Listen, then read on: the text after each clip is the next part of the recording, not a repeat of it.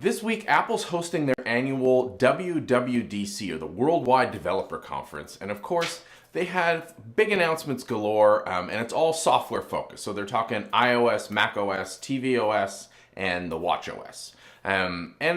There's a ton of features announced, nothing massive, which is indicative of some of the work that they're really doing under the covers. And that really ties back to a lot of security topics, and I'm going to touch on that in a second. But what they did announce from a feature perspective tied to security and privacy is around Safari and the APIs in macOS. So the information access APIs in macOS far more line up with iOS. So they're going to ask permission to access your camera, your microphone, mail database, certain areas like that. That's far more like the iOS experience we're used to, where it's like, hey, someone's trying to access this data, yes or no, and then you can revoke that at any time. That's a wonderful step forward for personal privacy, for security.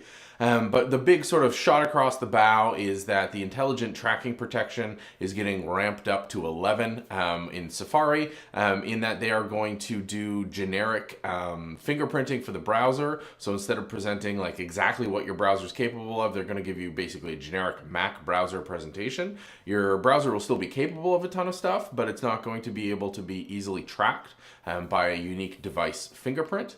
And they're also getting a lot stricter around ad blocking. Now, that really gets to the heart of the matter in the publishing industry, but from a security and a privacy perspective, we've seen a spike in malware delivered through ad networks. We know for personal privacy and data tracking that browser is it's an access mode. There's really some challenges around there that we want to address. So this is all positive things for users of Apple products. It's going to kick off a turf war, and there's going to be some challenges there. It'll be interesting to see how it plays out. But I think what I really wanted to dive into in this episode ties to last episode when I was talking about moving left in development process from security, moving more towards where developers are building things and planning things and coding things to increase the overall quality. And that's really the theme from Apple's keynote this week, was that what wasn't there was just as important as what was there.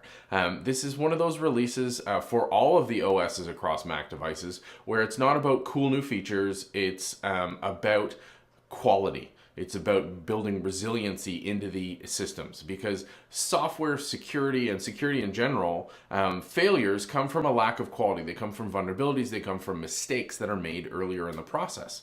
Nobody sets out to write bad code. So having a year where there's not as much glitz and glamour in the Apple ecosystem, but they're actually doubling down and looking into quality, that they're looking into resiliency, they're looking into stability. These are all huge wins for security. So yeah, there's the overt privacy stuff like the API requests, as well as the reduction in the ability for websites to track you, which is excellent. That's a great privacy step forward. But I think this is going to be a phenomenal move for security, in that by investing in quality and stabilizing all of these technologies, we're going to see less security vulnerabilities. Because Apple's had a significant spike for them over the last 18 months in security issues.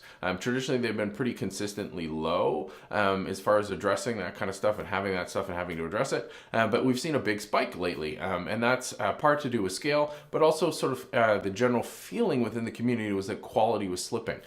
So for them to be able to double down and push really hard on quality, that for me is sort of reading between the lines. There wasn't as many big features like, hey, cool, check this out.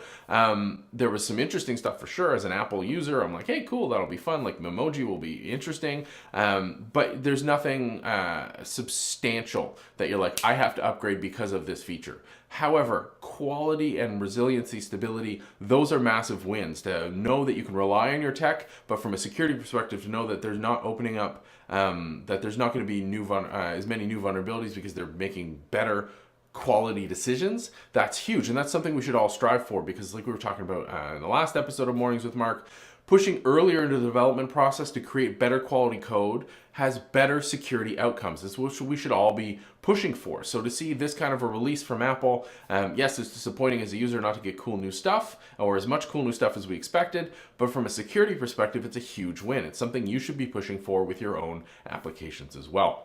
As always, this is a conversation. This needs to be going two ways. Let me know what you think online at MarkNCA, in the comments down below, or as always by email, me at MarkNCA. How are your efforts working out when you're trying to help developers build quality code? What do you think of Apple's initiatives around intelligent tracking protection?